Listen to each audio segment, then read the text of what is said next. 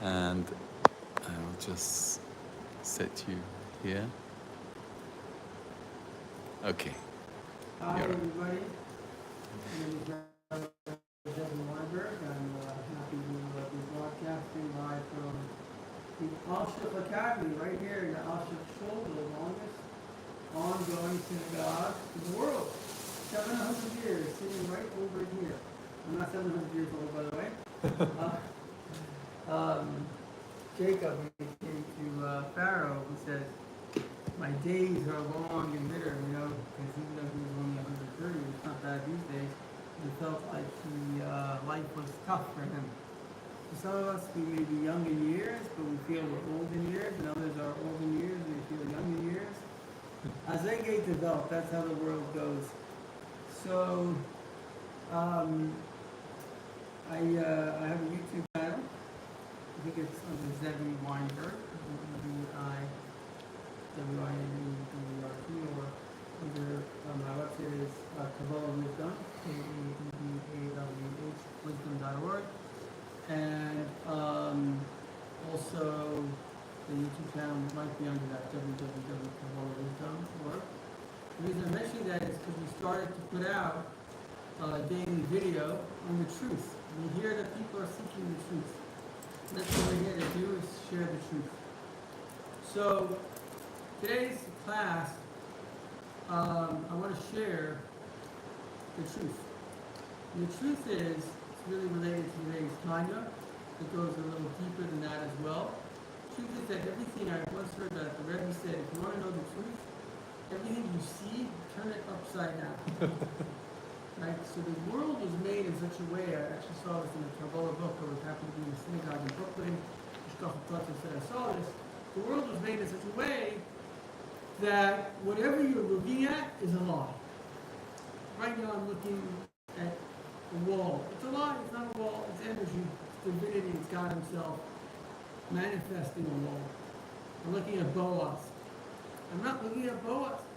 Boaz is not his body, right? Your soul, your personality, your feelings, your thoughts, your desires, your passions, your hurts, your hopes, your dreams. So whatever you see is already a lie. You saw it, it's a lie. So in order to get to the truth, you have to go into the inside of what it is. And then even going into the inside of what it is, the science can kind of try to describe to us what something is. You can't describe why something is. That's already the realm of Jewish mysticism. Why is the wall? Think about it. Ever asked that question? Why is the wall? Why is Boaz? These are good questions to ask. We're hanging out in this area, in this world, but why is the world? Why do we exist? These are the primary questions.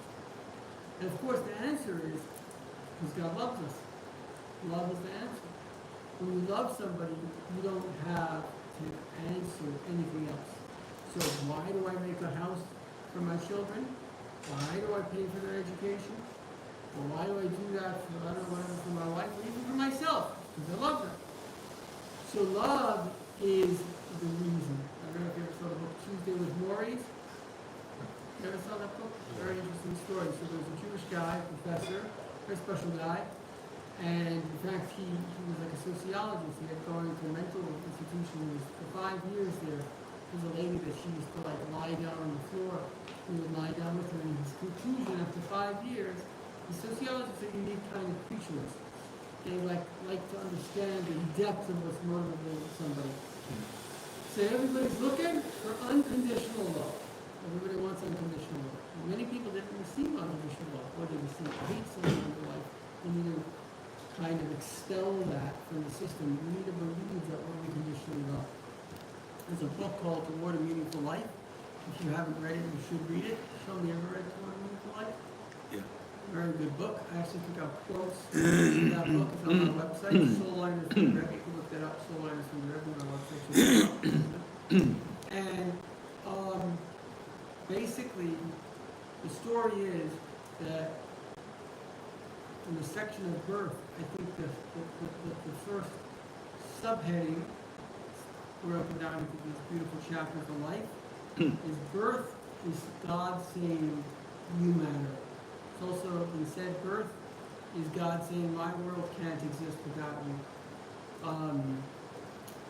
famous story, I think we mentioned it before, that there was once a time that Beethoven was playing Torah for Emperor Franz Joseph, and the emperor came to him afterwards. He said, "It's very notey, a lot of notes." He says, "Yes, but which one shouldn't have been there?" And so there are many notes in God's world. You know, there's the trees, there's the people, and there's even battle. But which one shouldn't have been there? Because all of those notes create the symphony. And the symphony creates the orchestra. And the orchestra creates the music. And the music creates the beauty. And the beauty creates the life. And so the point is that in life we're going through many, many different notes. In fact, we all go through ups and downs in life. There's a very beautiful teaching with Alter Rebbe, but he says that our ups and downs is God's music. Your soul is playing music for God. If you took all the souls together, I don't know if you've ever seen an image, fascinating image, you zoom out of Earth and you go basically as far as you can to outer space, and obviously it's computer models, and then you look back at the entire universe. It says a soul after it passes away, they can see the whole universe. In fact, I have an amazing near-death experience that I recorded. It's called JewsOnFire.org. What you will see is this beautiful network of stars. It looks like this whole thing is an interconnected, beautiful globe. And it's all these different galaxies connected in something of extraordinary beauty. And so it's hard to see the trees from the forest at times because you're so busy looking at the individual tree that you don't realize you're in the forest. Time and space is a beautiful garden, and it begins at the beginning and it never ends. It just keeps on getting better. And so the secret to life is understanding. There was a Rebbe that once said, two people come to a pond, and in the pond there are ripples. This little stone has ripples, and a scientist said, you know, based on these ripples, I can see that somebody put or threw a rock into this pond 2 minutes ago and it weighed 1 pound. Fascinating information. And the Rebbe says, I want to know why somebody threw a rock into the river, into the pond. In other words, the big question of life is not the scientific question. It's not to denigrate science and brought us a lot of goodness or a lot of opportunity for goodness. But the big question of life is rather, why does it exist in the first place? What's the answer to that? So? Why does the life exist in the first place? Yeah. To give us an opportunity to have a relationship with God. Nice. So who needs that relationship? Do we need it or does God need it? Well, God doesn't need it. He would like it. And we definitely need it. Right. So, we asked the question, why does life exist? And the answer was given that it's to have a relationship with God. The question was asked, does God need it? And the answer was, no, God doesn't need it. He wants it. But we need it. And I would extend that answer and say, actually, God made us quite godly to lead us to the level that it's something that we want. We can actually have everything that we need, so to say, and feel good in this world, physically, and yet we know that there's something that we're missing.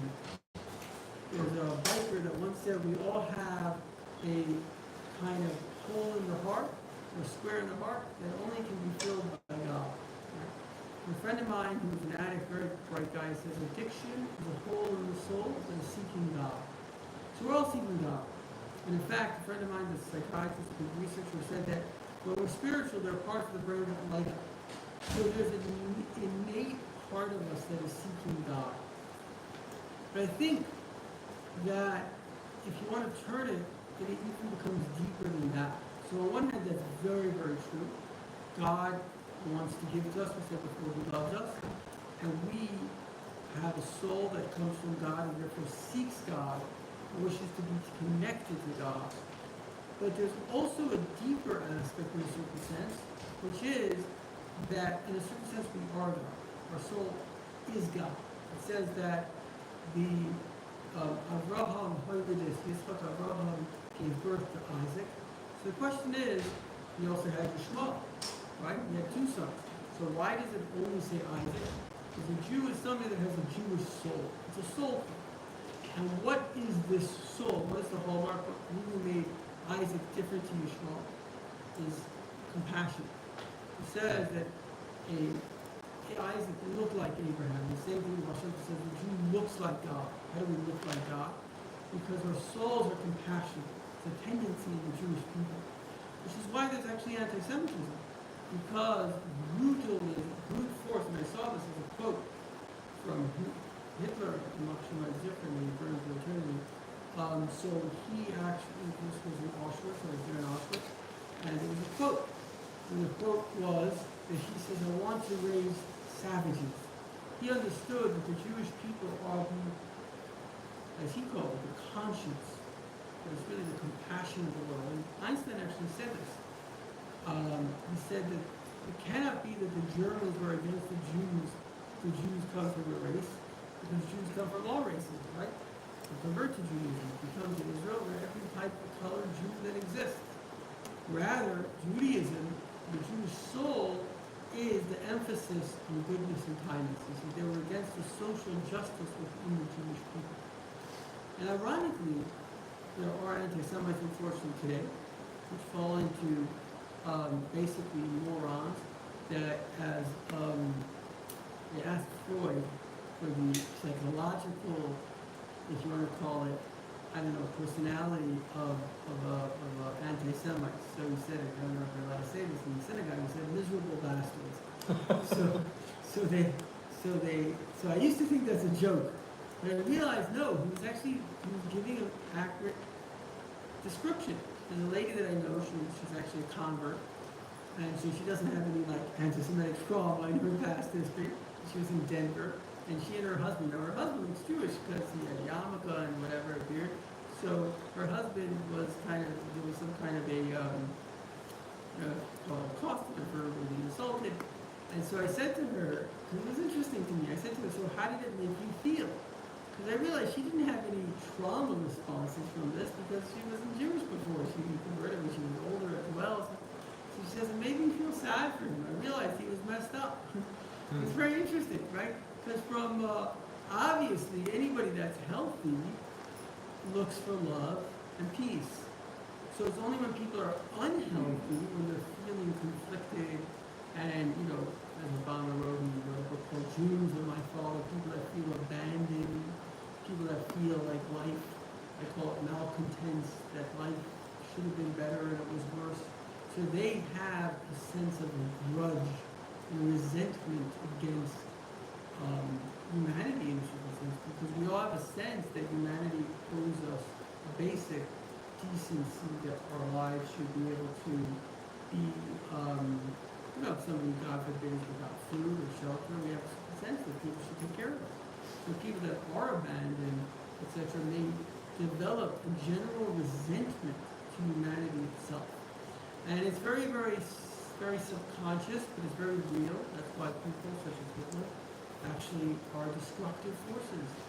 People make a very big mistake when they think that, let's say, the quote-unquote Palestinians or certainly Hitler, they care about their people. They're using their people for the sake of being able to kill other people. Hitler didn't care about the Germans. He was the biggest murderer of Germans possible, right? Same thing with the Palestinian leadership, so to say. They don't care about Palestinians. They are the ones that are causing more death and more harm to the quote-unquote Palestinians. And there's no such thing, because it's just Arabs that are claiming to be an ancient Philistine tribe that disappeared 2,500 years ago, which is Russian disinformation. That's for another time. The key thing to understand is that, number one, why do we exist? We exist because Hashem wants us. Why does everything exist? Because Hashem wants us, in a sense, it's almost like Himself, to be Himself on earth. To be able to basically create. We're here to create. And a lot of us I would say we have to realize that the world is not a perfect place. Sometimes we become upset. There is something in this world which is imperfect. Well, yeah, that's because you have been given the task of fixing it. The Rebbe says that when you see something that's wrong, it's your goal and your role and your mission to make it better. And so, as opposed to complaining and whining, maybe say, what is it that I can do? Even if you can't do anything, at least you can pray. So in other words, we're here in this world to look at the world like it's a garden. It's my garden. And if there's a weed in the garden, maybe I have to pluck it out. If the flowers are dying, maybe I have to water it. But whatever you see, there was a kid, unfortunately passed away, I forgot his name, but a very special boy. He was quite young, and long story short, he was on a plane and he saw a person with a disability. Now, how many people? We all see people with disabilities. But he created a foundation, his family was a wealthy family, he created a foundation to help people with these disabilities. You know what I mean?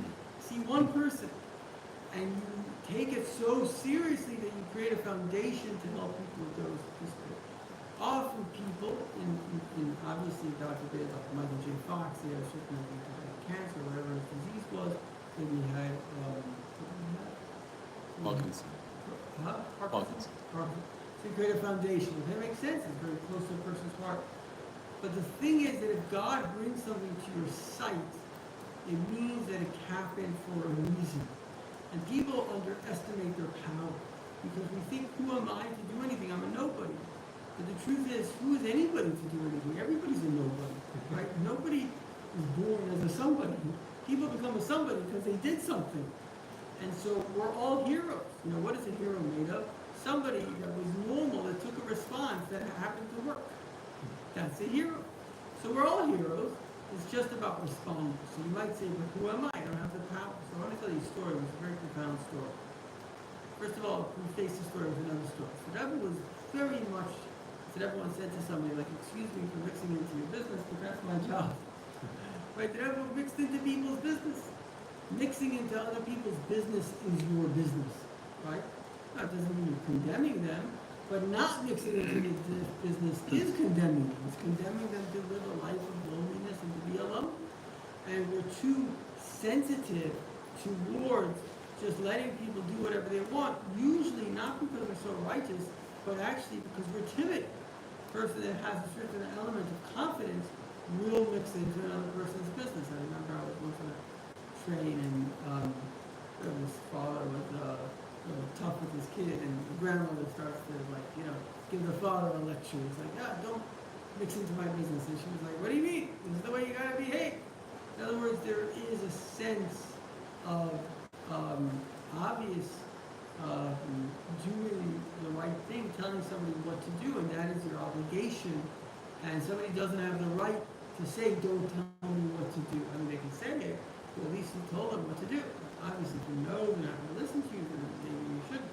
But if there's any chance that you could get somebody, people here in Israel smoke, they're killing themselves. It's terrible.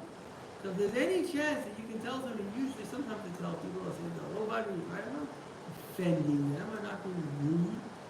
But maybe, usually they'll say you're right. At least you help them along the path, right? So it's very, very important to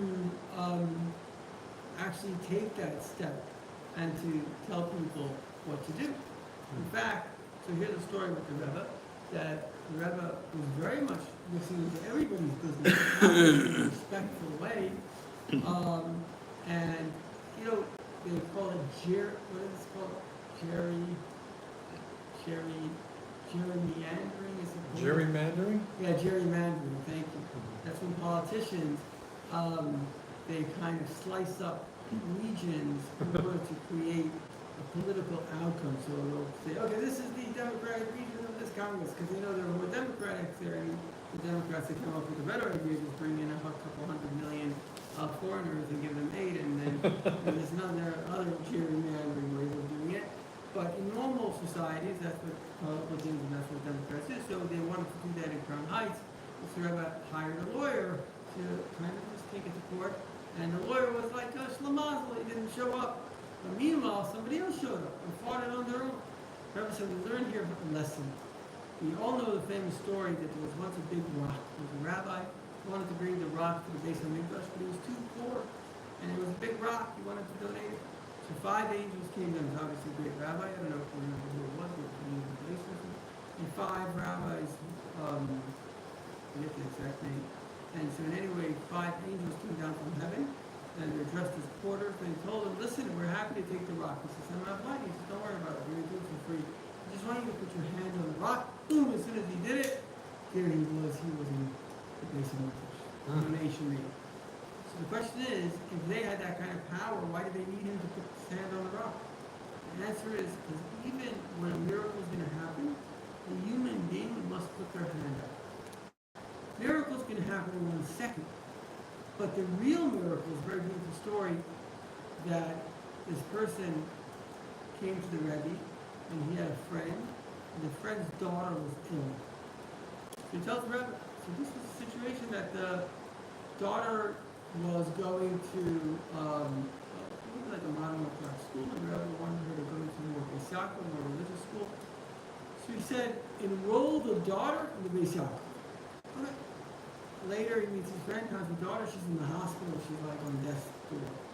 So he goes back to Rebbe, he says, Rebbe, she's like really not well.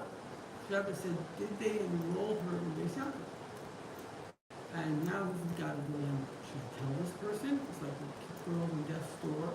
Go enroll your daughter in Beis Yaakov? Do I not tell her? What do I do? So he overcomes his fear, and goes and he tells him. And the man took it to heart. He enrolled his daughter in Beis Yaakov as she's in the hospital. Daughter got better.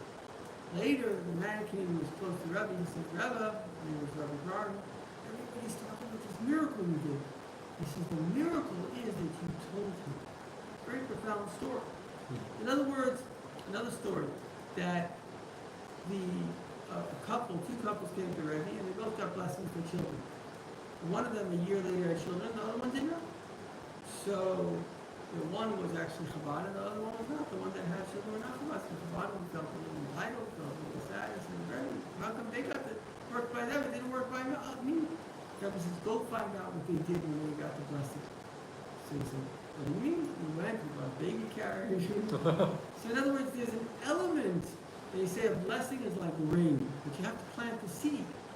So a friend of mine, a very bright guy, who moved to Tzfat Israel, he said something really profound.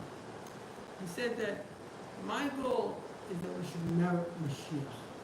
In other words, of course Hashem is going to bring Mashiach, it's not a question. But the sooner we merit, the sooner we dedicate, and we're in a very, very serious time in life right now, a time that we've got 100,000 rockets pointed at us, and it's going to be Mashiach, it's going to be good, there's no question about it. But there is a certain element, I don't know if you know this, but it's very interesting. What was the last message of the Lubavitch Rebbe? The very last thing that he said. So, effectively, the last talk that he gave, and the last paragraph of the last one, a very profound talk. If you haven't learned it, it's called by Yaakov.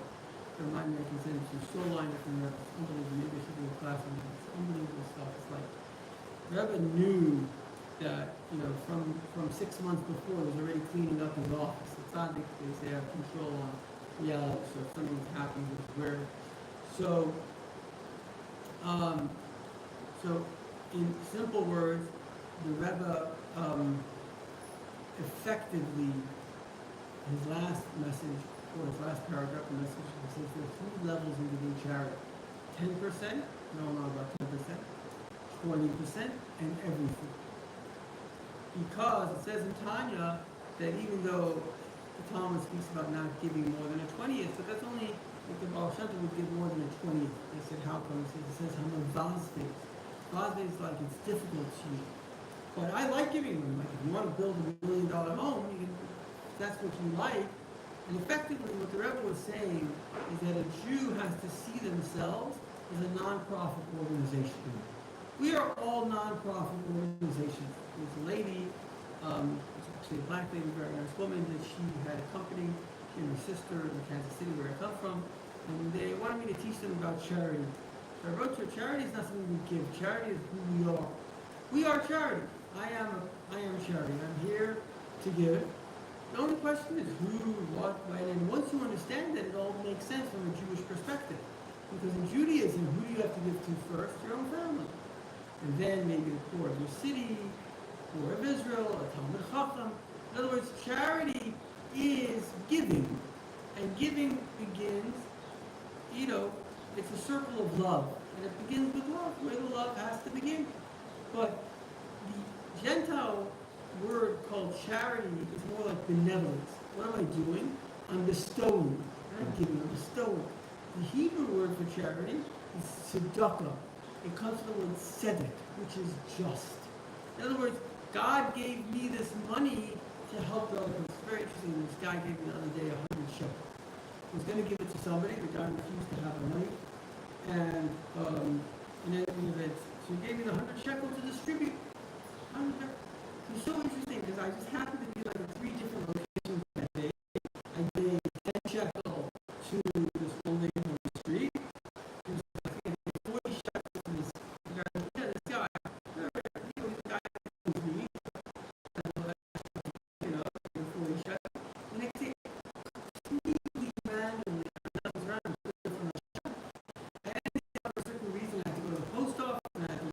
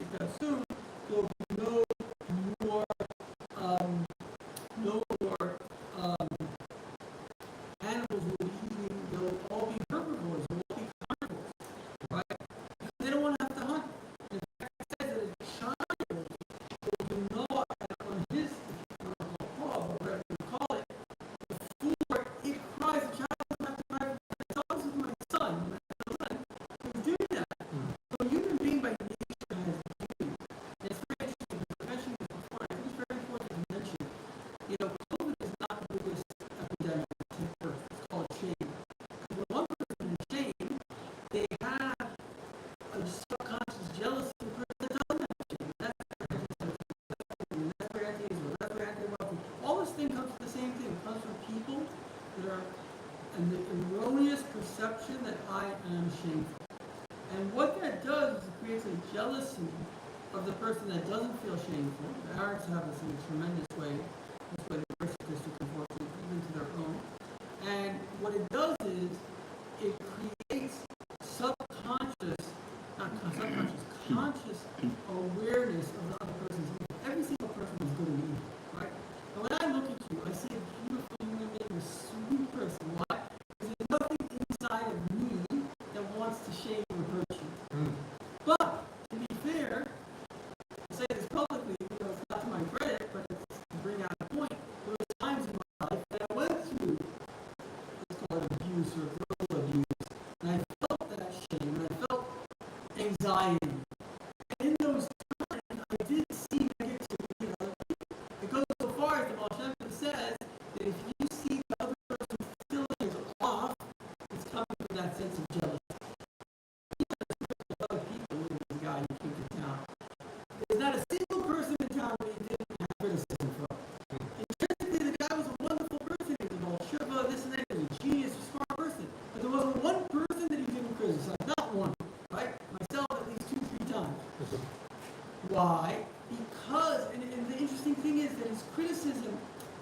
some extent was even valid. For example, I was speaking, came to the lecture that I did. After he was criticizing, how come you didn't say anything about the hostages? But subconsciously, what made him need to criticize me was his own anxiety and his sense of shame. He came from an abusive father that obviously told him onto his shame. And I thank God, after many years and years and years, I was able to overcome my anxiety, overcome my shame. So therefore, obviously I didn't take it personal, but it is this kind of, and that's actually an interesting thing, which is that anti-Semitism ultimately wants to make the Jews feel shamed. And if you don't take it personal, like most Jews don't, then it doesn't bother you. So I want to say this to you, young man that's watching, which is that nobody has a right to shame you. Nobody. Right? It doesn't say in the Torah, it says in the Torah there's a concept of rebuking. But rebuking, educating is meant to be done honorably, privately. Nowhere in the Torah does it say anywhere to shame. In fact, it's one of the biggest sins that it can be. So it means that if somebody is shaming someone else, it is only because, and this includes parents to children, because we can all have this subconscious jealousy. We become jealous of the goodness that the other person has, and that can lead to abusive behavior, which always masquerades itself as education. Right? So that's why it says, let's say, trying to remember how the verse goes. I have to check it out. It's very important. The sequence is really, really interesting. Hold on, I'm going to find it for you in a second.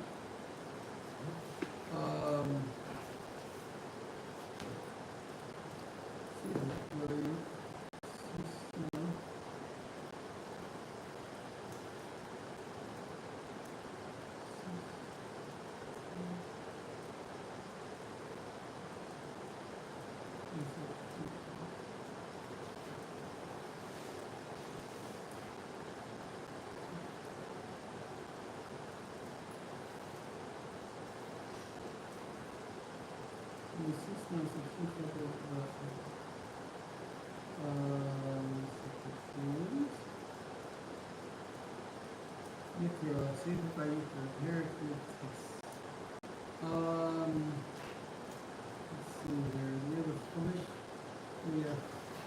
Yeah, you know where it is, Buzz? Yeah. You won? Yeah, thank you.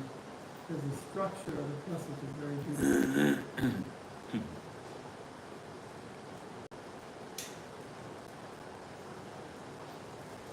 Thank you, Buzz. Okay, so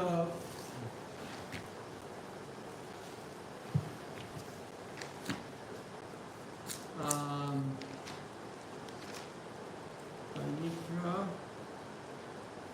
let's say, character test, if you nine, paragraph test, plus if you nine. Okay, so it says like this. Do not hate your brother in your heart. It's very interesting. So before the commandment to educate another, which is a very serious commandment, because many of us, like we were saying before, we're derelict in our duty to educate others. Because we have an obligation, if somebody is doing something wrong, to go, if we can help them, if we can change them. That's really what the Chabad is all about, which is to educate people. The Rebbe sent people all over the world. Somebody once asked the Rebbe, he said, what's the difference between a rabbi and a Rebbe? The Rebbe says, the rabbi waits for you to come to him, the Rebbe goes to you. In fact, it says that in the Vainim is a very high type of knowledge. It says in the desert there were only 3 Nevaim. And what was a Navain? A Navain is somebody that goes to the other person. Sure, everybody is very nice and friendly. If you knock on my door and say, Rabbi, I need your help, I need some advice, hopefully I'll be in a good mood and I'll offer my advice. So, but hopefully most people, I think, in the world, if you went to them and say, listen, I need some advice, would you give me advice? I think they would do it. But how many people in the world say, I have this advice, can I give it to you? Right? Like, you're making yourself vulnerable, and the guy's going to spit in your face. That's why, in fact, there's like, come from America, whatever. I'm impressed with the Christian missionaries that knock on your door, they're dressed in their Sunday best. They taking the time that you're watching a football game, you're spreading what they believe is good for you, and as long as you're doing it in a respectful way, right? So the Havel, Chabad does a similar thing. We're going, and our job is to go to far-flung Jews. Whoever says there's a Jew, I don't know, Timbuktu, take them 9 other Jews, make a minion to do a minion for this guy, right? So there's tremendous awareness that you got to go out to the other guy. So before you go, and you're going to tell the other person what to do, do not come from a position of anger. How do you know if your educational policy is wrong if you're angry? Because education comes from love. I care about you. That's why I want to educate you. And so that's a very important thing to understand. If you have anger, your education is not correct, it is incorrect. The only place where anger, in fact, we're mandated to hate is on Molech. Every generation, unfortunately, we have a tribe that wants to wipe us out. We should hate them because it's our derelict of hate that allows this evil. If we, Churchill understood who Hitler was. He was saying, we got to take this guy out. They didn't listen to him. And look, he took out 50 million people. We should be angry at Iran for killing people, angry at Arab terrorists, angry at them, and this is very, very important. So when it comes to people that are murdering people, yes, but if all they have to do is taunt us, all they have to do is, humiliate us, that's something else, right? We're not talking about murder, we're talking about, so now you have to look at it from a different way. How can I bring this person around to a better way? And this distinction is very important, because something that I feel he who must have been named brought to America, or one of the presidents, is this concept. I called him the shamer-in-chief. Beforehand, even politically, Hillary Clinton came out with a book called It Takes a Village. So the Republicans said, that's big government, you can't speak about it. She says, no, this does take a village. In other words, they weren't shaming each other, right? They were not friends. Republicans and the Democrats had different, maybe slightly different agendas, but they did not believe that it was appropriate to shame. The basic human decency, right? Why is it that it says, Rabbi Hillel, when the convert came to him and said, teach me the Torah while I stand on one foot. So he said, that which you don't want someone to do to you, don't do to them. You should have said it differently. That which you want someone to do to you, do to them. But the answer is that what is the one thing we don't want someone to do? Is shame us. So you're saying that is the whole Torah. The Torah is worrying about the dignity of the other human being, and that's really the whole Torah. Why do you give charity? To worry about the dignity, to uplift the other person. The Torah is here that we should care about human dignity. And it's those people, unfortunately, that have been shamed and their dignity has been kind of taken away from them, that they become jealous of human dignity, and they do all in their power to humiliate, which is really a tactic to basically have the other person feel what they are feeling. And this is really the subconscious reason behind shaming others, whether it's bullying, anti-Semitism, anti-this, all this kind of stuff. We can go deeper into that, but that's not the subject of class. So, don't hate your brother in your heart. And that's what Rashi says. In other words, you're not allowed to humiliate a person. You can't look at the person as a sinner. You have to look at the sin. You have to look at the person. This is really one of the things that I think Hassidut brought to the world, a very profound thing. And this is like the secret of life, the secret certainly of spiritual life. It's a very simple twist, but a very hard twist to make. And that is, there was this comedy routine from it's been quite, it turned out that he did some not nice things, so I won't mention who it was, but a comedy routine of this kid that they're throwing snowballs. And so this one kid gets a slush ball. And he's like so upset. He's like, hey, Leroy, you can't throw a slush ball. That's not fair.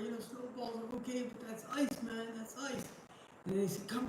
We're going to throw it at Michael. Oh, yeah, let's go do that. So in other words, often in life, when, God forbid, let's say a person's angry and they're shaming someone else, like we said before, it's not really justice that we're seeking. What we're really seeking is kind of I don't know if vengeance is the right word, but we're seeking another kind of justice, right? We said before, if a person is angry, it's not really you're seeking to educate the other person. You're seeking like to lower the other person because subconsciously you feel low. So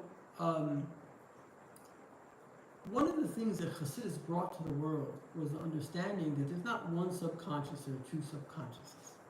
In other words, when we grow, they say if you're not a liberal by the time you're 20, you have no heart. If you're not a conservative by the time you're 30, you have no head. That kind of worked out with me. Because what is true liberalism? Not what we're facing today, which is radicalism. But true liberalism is this kind of openness. Everybody's beautiful and nobody should, So this concept is a very nice concept. It's a very beautiful concept. And in a way, we should have that in our heart. But often what happens in life is, like we said before, is the biggest virus of shame. So somebody becomes jealous. And statistics and studies show that most people have actually been bullied. So why did I get bullied? I got bullied because I wasn't shamed yet. And that guy feels his whole narcissistic personality based on what's called narcissistic wounding. And so he feels it's not fair why you feel so comfortable with yourself. And then the shaming kind of occurs. So the story is to understand that that person, now this is kind of a choice that I'm going to have to make, which is, do I now look at that person as evil because he's been malicious to me? And do I now look at the world as evil because it's a protective mechanism? Because beforehand I felt open, and now I know if I'm totally open I can be vulnerable and hurt. But if I close myself off, often it's a subconscious reaction. We call it, some places, a heart wall. Judaism calls Arla Salev, a covering of the heart not to let the emotions in. So now I'm going to be safe from that feeling, which is like you don't let the emotions in, you don't allow the emotions out, you don't have that same sense of vulnerability and connection. So the question is, how do I get to the correct point? And the correct point is the sense of the Ahafler. In other words, to understand that every single person, in essence, is Hashem. In essence, is good. Now, we all also have a sense of jealousy. I don't care who you are. It says, the greatest person in this world, you can poke him enough times and he'll slap you in the face. Right? Nobody's beyond reacting. Everybody. So the premise that we had as a child that our parents were so holy is not true. They also have the possibility of reacting. It happens to be they loved us and hopefully they were good people, so they gave us a lot of goodness, right? But they too can be provoked, God forbid. Everybody in the world, if you're lucky you had a person, a role model like Lubavitch Rebbe, so you can maybe imagine like true holiness. But the Rebbe, I have a class 2:30 every day. So she says, "What's with God? He seems to be throwing temper tantrums." She said, "Listen, everybody's got their limits. You can provoke anybody. The most humble person in the world, eventually, they can be provoked too." So even though it might be deeper, that God was setting us up, so we should learn a lesson. But be that as it may, we can all be provoked. The Maggid said, people think God is only love. No, He's also justice. He also say, "I had enough of this behavior. We're finishing it." He's done that a couple of times. So the point is that we have to have a general attitude on life, and this is how we began the class, which is you have to look at the essence. Who are we? We are the love of Hashem. What are we? We are Hashem. We are love. So then you say, if we are love and we are the love of Hashem, why is there so much hate? The answer is because we also have an ego, which we have to have an ego. It's a whole question of working on the ego, but we have to have an ego.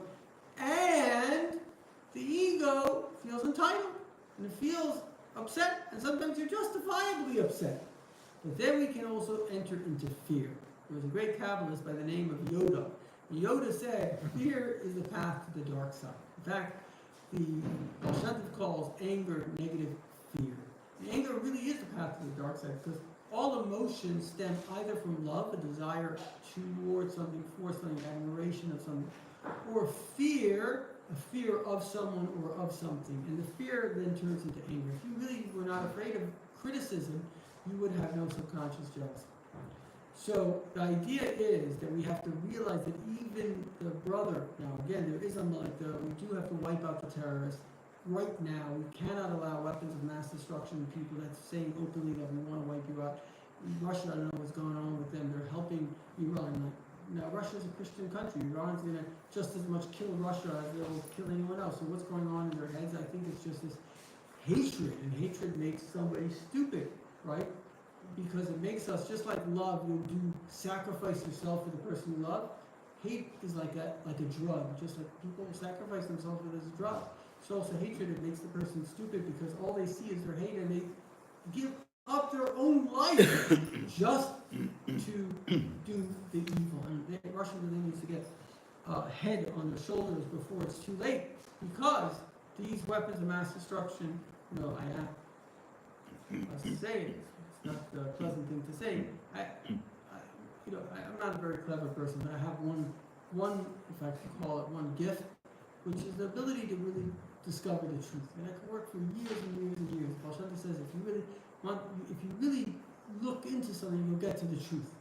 I was wondering, why did Iran want weapons? What do they? They don't need. I mean, they got energy. They don't need nukes. You know, what do they want?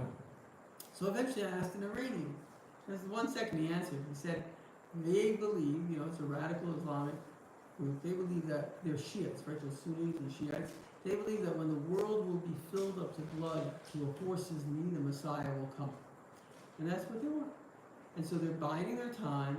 And this war, I think, is really about their nukes. That's what I think it's about. But they are going to be eradicated, or at least the nukes are going to be eradicated. The Rebbe says that if there's a country making weapons of mass destruction and you go after it, Mashiach will come. And that's very difficult, because what Iran does is they blackmail countries. And they say, oh, if we do this, maybe that's when it's 100,000, because it's all blackmail to make you allow them to get the nukes, and then you're really in trouble. So we're in a time that we're going to do the right thing with Hashem's help, with all the help of Tzaddikim, all the mitzvahs that we're doing. So I just want to sum it up, because effectively to sum it up is we have to know that we're all good. People by nature are good. We're love. It's just that we also have fear in us, protectiveness, and then we also have jealousy, and that may be what you're seeing.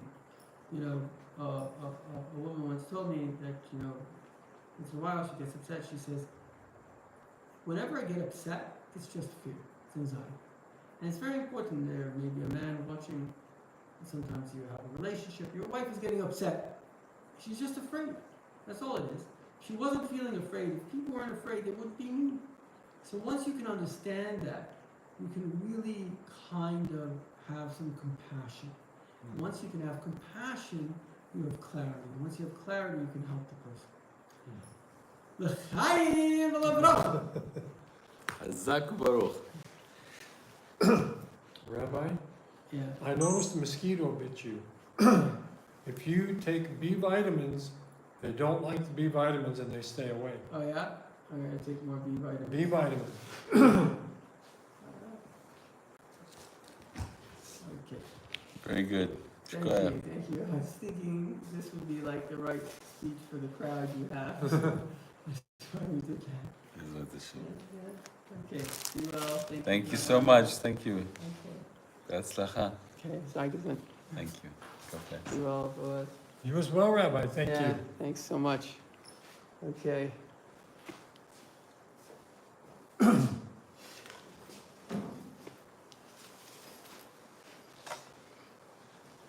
Really crazy to think that we're the oldest ongoing show. I know. Huh? I know.